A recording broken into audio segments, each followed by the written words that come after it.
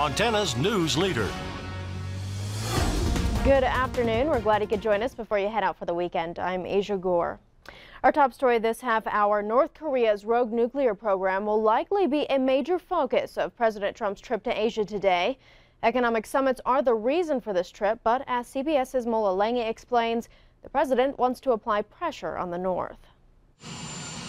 President Trump says North Korea will be a key focus of talks with Asian leaders during his 11-day trip to the region. We'll be talking about, obviously, North Korea. We'll be enlisting the help of a lot of people. The White House says North Korea is running out of time to end its weapons program, and President Trump says he'll be delivering a strong message during stops in Tokyo, Seoul, and Beijing. North Korea is a thing that I think we will solve, and if we don't solve it, it's not going to be very pleasant for them. It's not going to be very pleasant, I guess, for anybody. The U.S. put on a show of force in the region Thursday, launching 2 B-1 bombers over the Korean peninsula. North Korea state media called yesterday's demonstrations a surprise nuclear drill. It claimed that, quote, gangster-like U.S. imperialists are trying to start a nuclear war. The White House says the president is also preparing to talk tough with American trading partners. Increasing prosperity of the American people is always one of President Trump's top priorities. Throughout the trip, the president will stress his commitment to free, fair, and reciprocal trade. One other item may also be on the agenda. A Kremlin spokesman Friday would not rule out a meeting between President Trump and Russian President Vladimir Putin during an economic summit in Vietnam next week. Mola Lange, CBS News, the White House.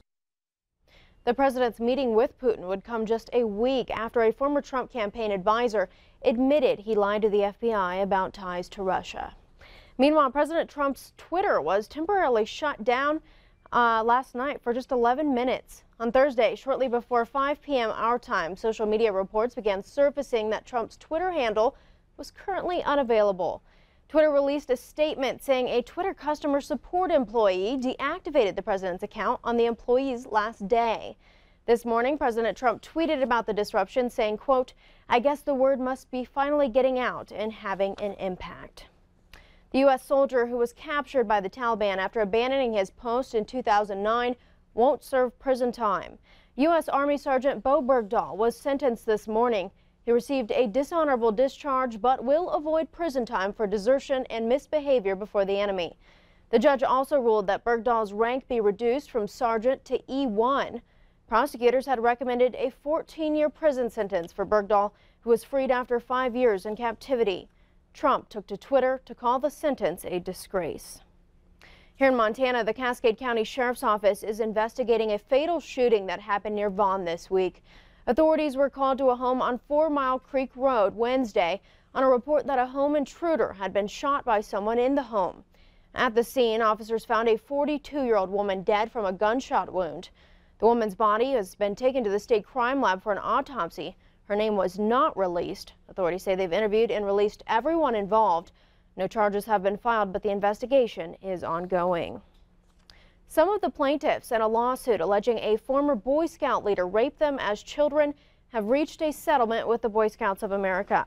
The lawsuit included 6 female plaintiffs who claimed they were raped when they were minors in an Explorer Scout program in Kalispell back in the 1970s.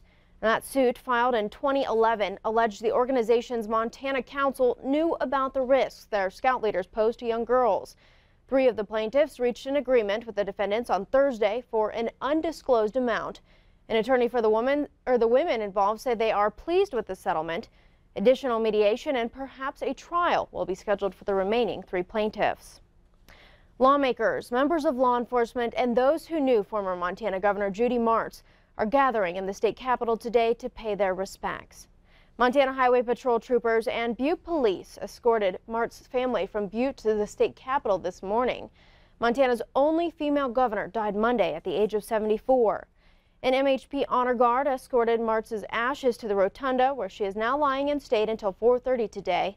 Governor Steve Bullock ordered flags around the state to fly at half staff in her honor. The public is invited to pay their respects. Memorial service is planned for Saturday in Butte.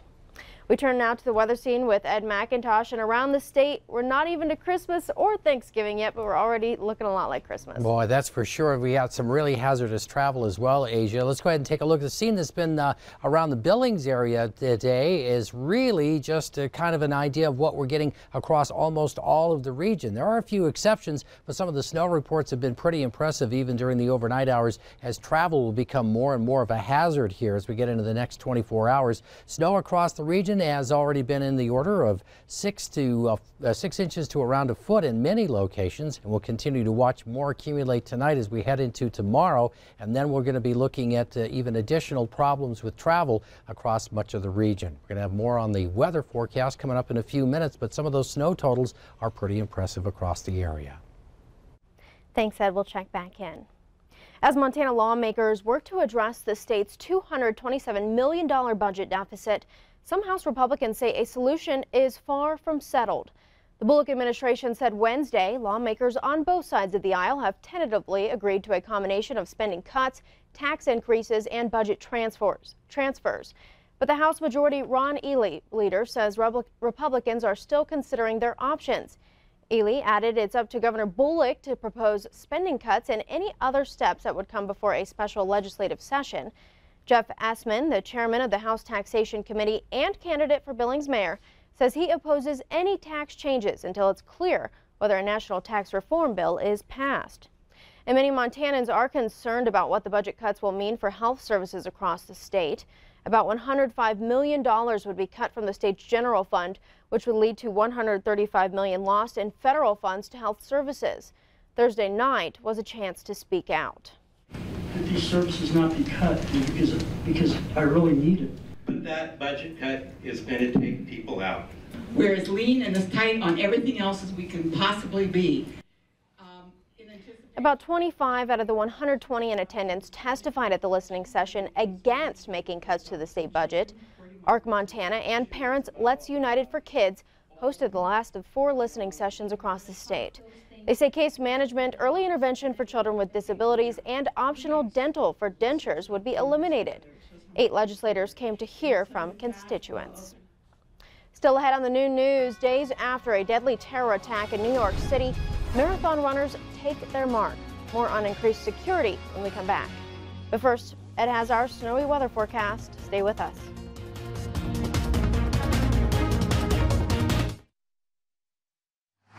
You're watching MTN News with Aja Goare. Storm Tracker weather with Ed McIntosh and Farm and Ranch